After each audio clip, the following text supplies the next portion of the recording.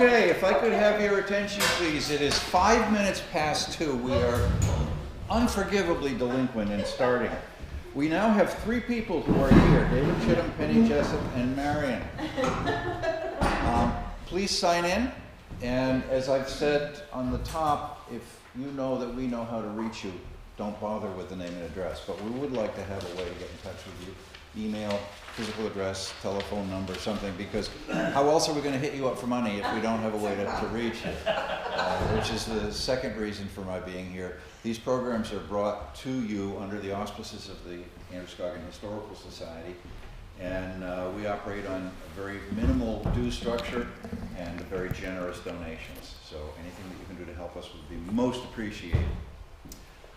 Today's speakers are, well, need no introduction, I'm sure. Everybody knows Tom and Susan Hayward, who have been driving forces in Stanton Bird Club for more than a few years. Shall I say that? 4 decades. More than a few years, yes. And without the efforts of these 2 wonderful people, this bird club may never have seen its 100th anniversary this year. When they took over, it was a hangout for high school teenagers and beer drinkers and Lord knows what other kind of ne'er-do-wells. It is now one of the jewels of Lewiston, if not the Lewiston-Auburn area. I think the whole state of Maine is envious of the fact that we have this 400-plus acre nature preserve basically within walking distance of downtown Lewiston. So without further ado, I am going to introduce you to Daisy Dill Norton and Professor Jonathan Y. Stanton. Afternoon, everybody. I don't know if you've ever seen a picture of the real Jonathan Y. Stanton. You can, on the back cover of our 100th anniversary booklet, which, by the way, is for sale for a mere $20. But he sported, for the majority of his adult years, he sported a long and eventually white beard. I didn't have time to grow one for this event, so you'll have to imagine that. But I went so far as to be wearing a Bates tie, and that's because for decades, Jonathan Y. Stanton was almost synonymous with Bates College. So what I'm going to do is take on the character, minus the beard, of Jonathan Y. Stanton and speak, as it were, in his voice and give you a little background about him, or, now that I step into that, about me. Hello, my... What? Oh, yes. Oh, show the picture. Yes, we have a black and white photo. There he is. There I am. Hello, my name is Jonathan Y. Stanton. I was born in West Lebanon, Maine, on June 16th, 1834. I attended the Laconia Academy in New Hampshire and graduated from Bowdoin College in 1859, although my diploma was withheld at that time. The story goes that I had been so unfortunate as to hit squarely on the head with a mattress that I had thrown from a window in the dormitory an elderly professor whose sense of humor was somewhat undeveloped. And this happened at the very unpropitious time, that commencement. Later, the diploma was offered to me several times, but each time I refused, saying, guess if I didn't deserve it then, I don't deserve it now. Subsequently, I earned a master's from Bowdoin in 1859, and in 1894, the college granted me an honorary Doctor of Letters degree. After college, I studied law for a year and then spent 3 years at the Andover Theological Seminary in Massachusetts. My first teaching job was at the Derry Academy in New Hampshire before coming to Bates in 1864. I was hired as a professor of Greek and Latin, but in my later career I also taught lots of ornithology classes, and I was the unofficial librarian of the college until 1895. My large personal library reflected those interests, as well as ancient history, biography, and both classic and modern art. Many of my books are still in the Bates College Library Special Collections Library. I married Harriet Woodman in 1866, and although we had no children of our own, the students at Bates, and the boys and girls of Lewiston and Auburn became, as it were, our extended family. Our home at 410 Main Street in Lewiston was welcoming to many, many young folks. I'm pleased to say that I started several long-standing traditions at Bates, such as the freshman bird walks, the Stanton ride out to Lake Auburn, and student debate. Here I am with some of my fellow birders. Would we think that's a thorn crag? I think that's a thorn crag. Perhaps due to my own youthful experiences, I was very sympathetic to the ups and downs of student life. Someone wrote of me, and I quote, "Nothing escaped the keen blue eye of the beloved professor, whether it was an unprepared lesson, or a hidden homesickness, or that common college ailment, out of money," unquote. I must say that I tried to make my criticisms gentle and my helpfulness quiet. About 1906, I happened to have fallen and broken my hip. A reporter from the Lewiston Journal came to interview me at my home as I was recovering. I shall modestly quote a part of that article, quote, "Professor Stanton is by no means an old man. He is only 71 years of age, but his heart is at least a score of years younger. It is his perennial youth that gives the gentleman his greatest charm," unquote. In that same interview, I myself said, "I have grown up with Bates and I shall die with it." I think that because of my genial nature and reputation for never being taken in, Bates students often tried to play practical jokes on me. I'll quote you an example. Perhaps you have all heard of the composite bug the boys put together, with the body of a beetle, butterfly antennae artfully glued to its head, grasshopper legs apparently growing from its sides, and it all stained with a golden brown with something borrowed from the chemical laboratory. They surveyed their handiwork in satisfaction, all of them firm in the belief that they had improved upon nature, and then they took it to Uncle Johnny to classify. Uncle Johnny peered at the bug in thoughtful silence for a minute, with his forefinger and thumb on his chin, while the boys went on to describe the peculiarly loud humming noise the bug made when they caught it. "Well," said Uncle Johnny, "you understand, I think I should call it a hum bug." My passion for birds extended to the collecting of bird skins, nests, and eggs. My collections were on the top floor of the Carnegie Science Building at Bates and became the nucleus of the college's Natural History Museum. Collecting birds often meant shooting them, of course, but I was always somewhat conflicted about that. "There he is, up there in that tree," I would say excitedly to the student who had brought along his gun. "There he is, don't let him get away. Poor little bird. Don't miss him. Poor little bird. See him? Too bad to kill him. Don't miss him. Poor little bird." Perhaps more often, however, I would be taking long walks to observe the birds. One morning, a member of my party discovered a crow being chased in lively fashion by a kingbird.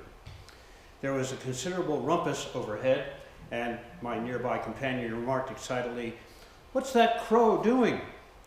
What's he doing?" "Well," I replied, after a glance at the aerial route, "he seems to be doing the best he can."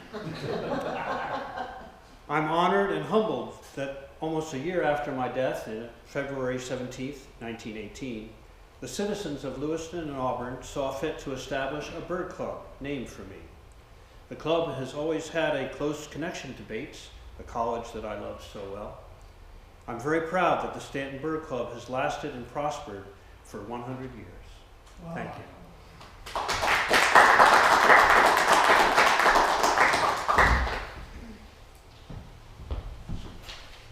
At this point, I'm going to go get Daisy, and so you just need to talk among yourselves. But I'll let you look at her and her friends. Tom, you can sit here and we can speak. Well done. Yes, you need to help me.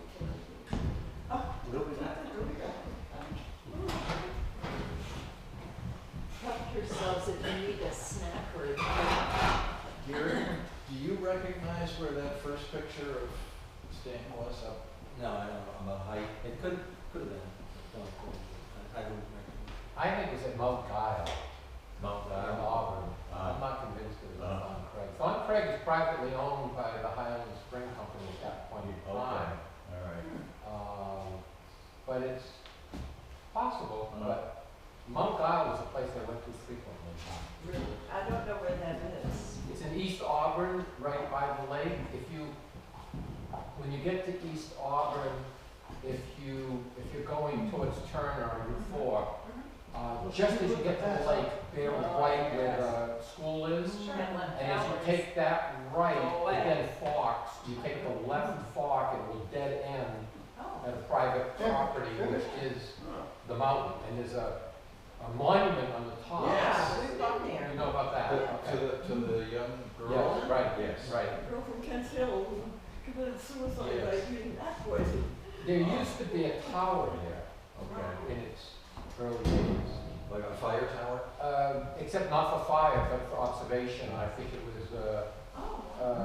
you pay a penny and you get to go up or something like that.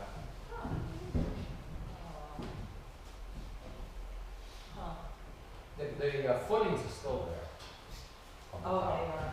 Oh, we'll have to go. That all said, it may not have been taken there. Yeah. That's just my vote, but I don't know. So that is Daisy Dill Norton. Any others?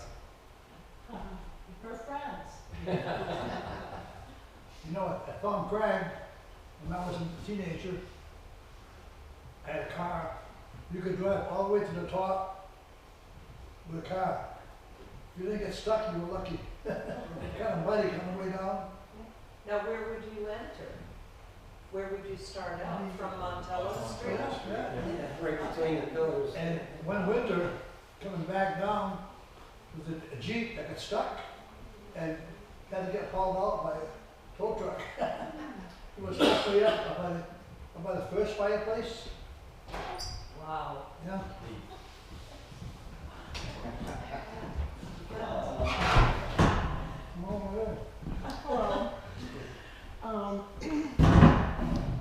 so that's me in the middle. That's the same hat. And so if you could go ahead one forward. Yeah, that's her.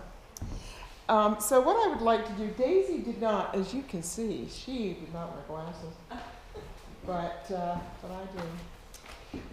And so what I'd like to do is just dedicate this to Daisy and to all her friends and all the people that made Stanton happen, because they were remarkable. They were just real pillars of the community. I also don't want to share with you a repetition of what's in this fabulous 100th anniversary book. There's a lot about each of the individuals, and a tip of my hat to Stan the man who did a lot of research. And so the write-up about Daisy in there is really comprehensive and wonderful. But anyway, I would like to just bring Daisy with you. I'm not Daisy, but I would like to bring her to you as this sparkling, wonderful personality in Lewiston, Auburn. And she was much loved, and a lot of respect came to her as well. And since starting on my own journey at Thorn Crag, which most of you are familiar with, and reading her journals, which Stan did too, the journals at the archives in the library at Bates is amazing. You have to get used to her handwriting first. So, but you can do that.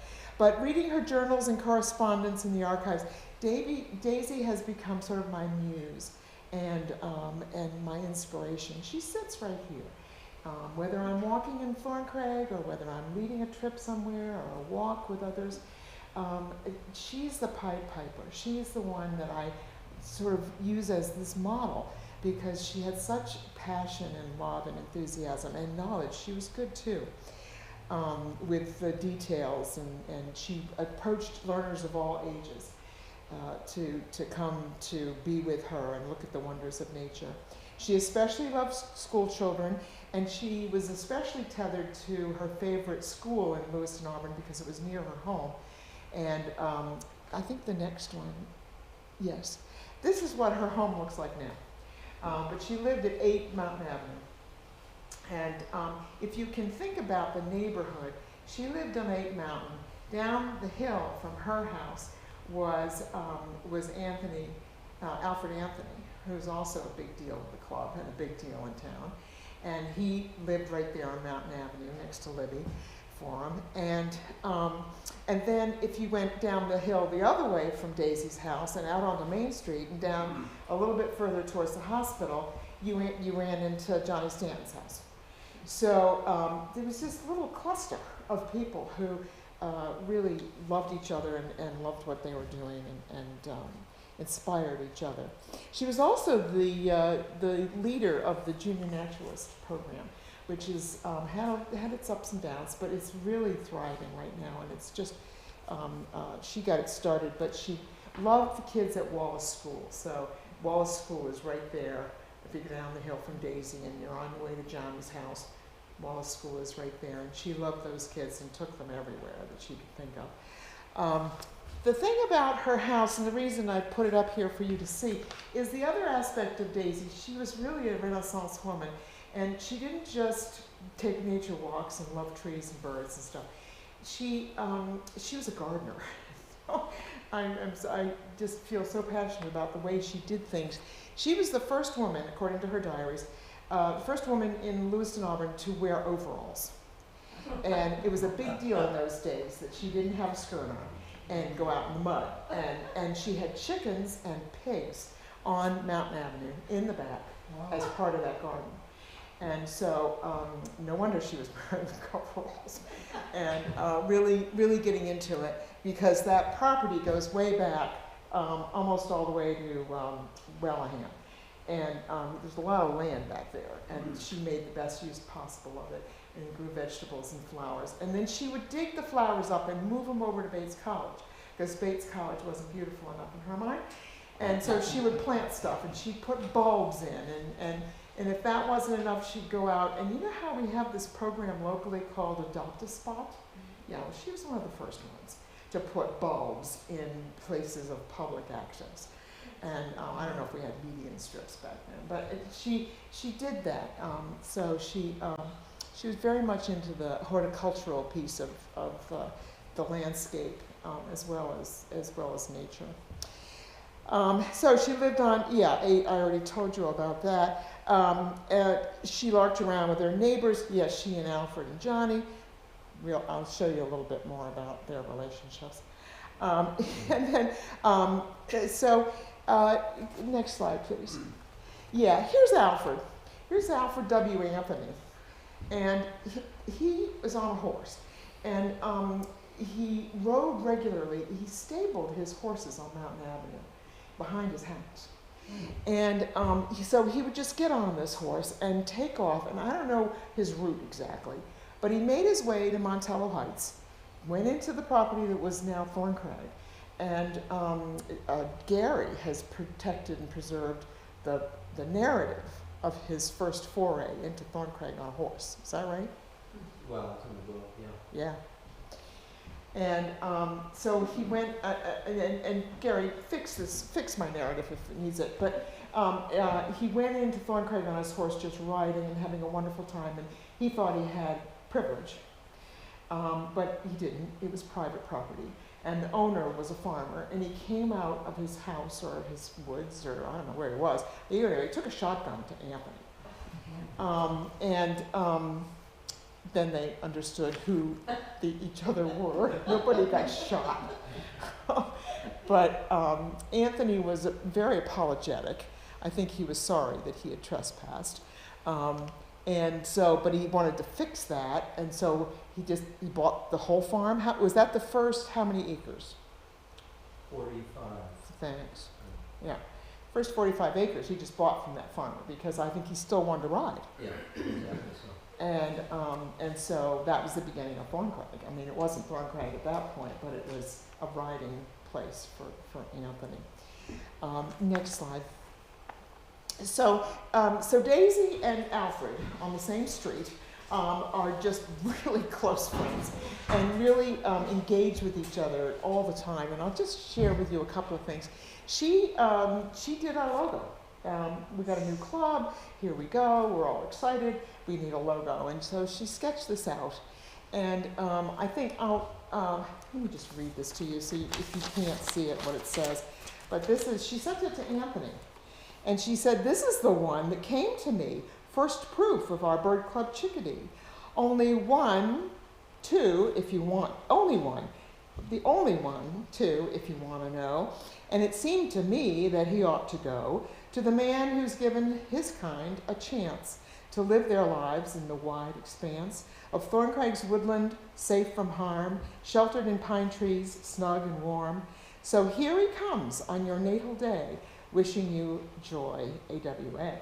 So this is her birthday card to him. And she sent him the logo for the Bird Club. And it went from there, all the way to Dan Markey, who modernized it. So it's not exactly like that right now. It's a little bit different, but I think it's beautiful. I think it's still beautiful.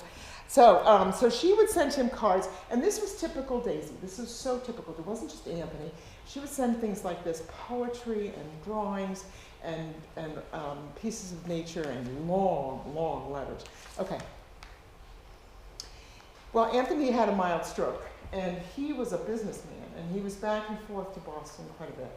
And so he spent some time down in Melrose at a sanatorium because he was ill, and but that didn't stop Daisy. And so then she sent this on the back of that postcard. This is the back of that same piece of paper. It's on the back of the postcard, and he said, and so it's I will read that to you in case you can't see it, and I'll have these available if you want to see them again. "What's that you say?" said a Thorncraig jay. "Been sick? Our own AWA? I'll take him a flower this very day." So she sent him a goodwill card with a hand-painted watercolor. And so this is, again, really typical Daisy stuff, and just so generous and so lovely. Next. So Anthony, from his sickbed in Melrose, writes a note to her. And of course, it has to be in kind, so it's doggerel, and it's a rough draft, as you can see. It's all scratched out and it's a mess. So he writes back and he says, and I'm not sure what chickadee he's referring to. I'm assuming it's a chickadee that he's seeing out the window of his sanatorium. I'm not sure she sent him a chickadee. She may have, but this cute chattering chickadee, and you see the DD, that's Daisy Dill. Brought a cherry chickadee to me, so tricksy and trig. Tom and I had to look that up in the dictionary. It's a real word. Alit on his twig, he uttered to me his sweet little ditty. To me, cheery, with a fine timbre of note, my inner chords he smote. Dee-dee, dee-dee, to me. A swig on his twig, the bugaboo's big, he drove quite away from AWA. So anyway, at 1933, just let me run a couple of dates by you just to put this in context for 1933. The club was well established. We're all going like great guns here in Lewiston and Auburn. Daisy was married to Dr. Norton. And he was an ear, nose, and throat physician in town. And he was 20 years her senior. And so they didn't have kids and stuff. They didn't have kids, period. But he was 20 years her senior. And then he died in 1937. And she died in 1959. So she was 22 years a widow. And still kept sailing around and doing things with everybody and being a pillar in the community. In fact, she was secretary of the Bird Club. It says this in the book. But she was secretary of the Bird Club for 40 years until 1959, which is the year she died. But she spent at least 2 years, maybe more. I don't know. It says in there that she spent her last years at the Marcotte home. And she died there. But she was secretary until she died. And so she was secretary from her little rooms in the Marquette home. And so she just kept going. Next, please. This is just typical. I won't read this to you. It's page 1 of 13 pages. Oh. She's written it to Dr. Anthony. She was pretty formal with him, even though they were bosom buddies. And she just stuck a piece of pine in there and mailed it off to him, told him everything that was going on. This is one of the reasons the journals are so cool to read, is you really get a picture of what was going on in Lewiston Harbor. She was wrapping bandages for the war, and she was gardening, and she had a victory garden, and all kinds of stuff that is more emblematic of what was going on in the world and in town. 2019 is not only our anniversary year, but it's also the 60th year of her death. So 60 years ago she died. Let's see, what else did I want to share with you? This is just a letter to Anthony. Go ahead. Yeah, I'm just going to close with this picture. That great big honking trunk back there is a white pine, and it's Norton's pine, and it's up off the Red Trail. And I'm not sure, is it down yet? No, it's mostly still there, Anyway, that tree, this may have predated, I'm not sure, because I don't know if Daisy looks a little older there. She's still wearing these jaunty hats, and she's still got her dogs. But we've got a picture in the archives of the bench that was built around the trunk of Norton's pine. And Norton, and maybe one other person, is sitting on the bench with a book. He's reading poetry. And it's January 1, because they had a New Year's Day tradition of going up to Farncragan, especially to this bench, and reading poetry.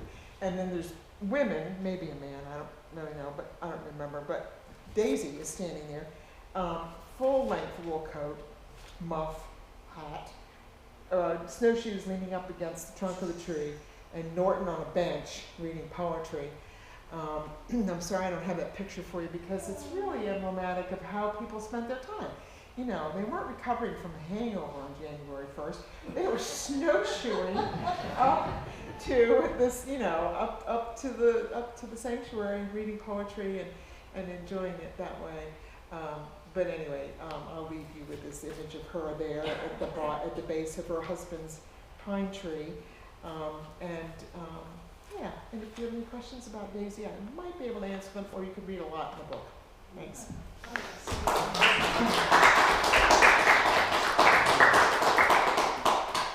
Would you speak to her role as a newspaper, whatever she did for the newspaper? She was a journalist. The club Right. She wrote, monthly anyway, every meeting of the Stanton Bird Club, and maybe lots of field trips, were written up by her and put into the Sun Journal. And she was eventually editor of the Journal magazine, I believe. Is that right? I'm getting nods back here. And so there was, it created this extraordinary record of what happened in town and what happened with the Stanton Bird Club. I think she was there probably about the same 40 years. Maybe not quite till she died, but she was there too. Other things that you recall? Well, I just, for one thing, her newspaper articles in the archives gives us a tremendous body of work about the Bird Club. And some of her letters in there, I haven't read her diary, but her letters and different articles in the paper are just so beautifully written and so sweetly written without being saccharine. She was just a delightful writer, and she would bring you right there to the joy of the trip or seeing a bird or whatever. I don't know as I've ever read anyone else who could describe it as nicely to be out in nature, experiencing things and learning what she's doing. Yeah, and I didn't find either in her journals or in anything where she went to school. But I think she'd gone to higher education. Was she beyond high school? there was a question in that we never fully resolved, but Right. for some reason, it seems, I believe she went to school in Buffalo, to college in Buffalo, but perhaps it was only for a year or Okay. a limited time. Yeah. It wasn't clear, in Right. fact, it wasn't even clear if it was in Buffalo, that was kind of, Mhm. apparently it was in Buffalo, Mm. so I But she don't spent quite a bit of time in Ontario, in know. Canada. Her parents. Her parents did, and she was with them. Yes. And I don't know about her background, but she was certainly well versed and literate and wrote beautifully. I just don't know her educational background. Was she raised in Lewiston? Or was she No, an immigrant? no, she came from Massachusetts, Amherst. Oh, yeah, It's I in the don't book. know that It's level in of the book. detail, but she did live in Canada for a while because of her father was a counselor. American Council. for Co- the co- Secretary Consul. of State or Consul. something of that nature in Canada. Tom tells me it's the next thing down from being an ambassador. Yeah, okay. And it was, when McKinley was assassinated in, I think it was Buffalo, it was his handkerchief that was used to staunch the flow of blood. Her father's. Her father's. Oh, wow. Oh, my. Wow. Yeah, Did they move to Lewiston as a couple then, Dr. Norton and Daisy Dill, or did they meet and marry here? Probably. Like I say, he was older. I think he was here and already established. Maybe she just showed up on the scene. I'm not sure. I don't okay. know. Yeah, I don't know. I thought her first job, I may be making this up a little bit from memory, but I thought her first job was with the newspaper in Lewiston. Mhm, Now, mhm. whether that brought her to Lewiston as a job, or whether she was in Oh. Lewiston and then found a job, I don't know, but it was in I'm her not sure younger either, years. but that was her first job. You're right. Mm. Susan, do we have anything dedicated to her at Thorncliffe? No, no. You can see on the old maps the Dill name, which I assume was part of her family. Oh, I never pursued that part, but the Dill family owned the Wood Michaud farm Yes. before it was Wood. Yes. Right. It was the Right. Dills. Right. Now, And whether you don't they- think there's a connection? Oh, it could very well be, but I never found it. In fact, I never I don't- looked for it. so- I don't think we've documented it. No, I don't know. That's interesting. Yeah. You always learn something new. That might be. Yeah. Yeah. Well, that's for the next generation, Stan. Let's keep the Bird Club going. Keep the Bird Club in the archives so they don't forget who they are. But there should be something there that makes people Think about her. Yes. I don't know, Gary, where would you put a Daisy Dill thing to help us think about her? Not at the base of a tree that's probably going to fall down in the next few years. Yeah, I don't know either, but it's, I know you've mentioned that in the past also, that there should be. She was something. certainly into flowers. Yes, big time. Did she? I think she plant. Did she plant the sunflowers at the front? I don't know if that was her thing or not, because there was a whole club Yeah.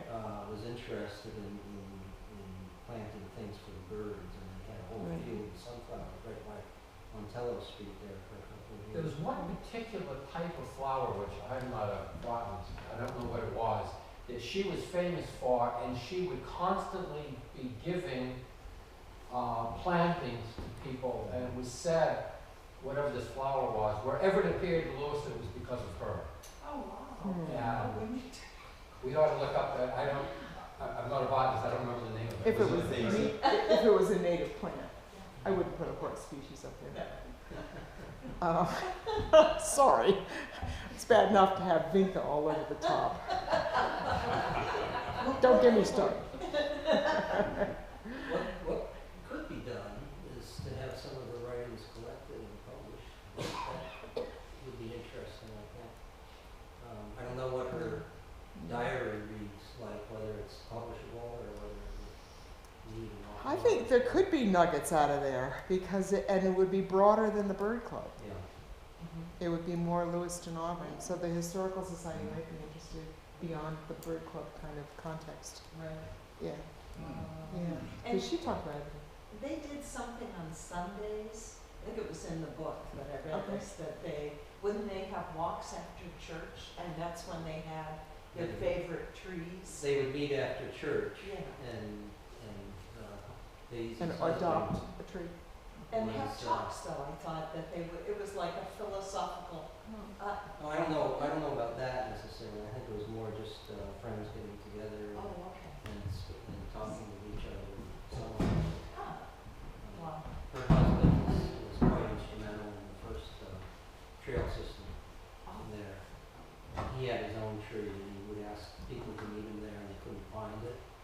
because it was off on the side, so he made trails that lead directly to this tree. It was like the spokes of a wheel or something. All the trails would lead directly to this tree, so they know exactly where to be. This was Dr. Norton Yeah. All roads lead to Norton. Yeah, just about the way it was. for part of that, yeah. Yeah. What a legacy. Well, I wish I'd known her, yeah. Thank you, Yeah. Tom and Susan, You're welcome. for that Absolutely. elaborate.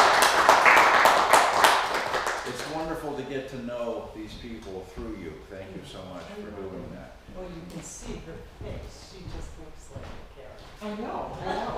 Wouldn't you like to send anything around? For you, an honorarium from the Historical Society. Thank you very much. All right, thank you. Thank you.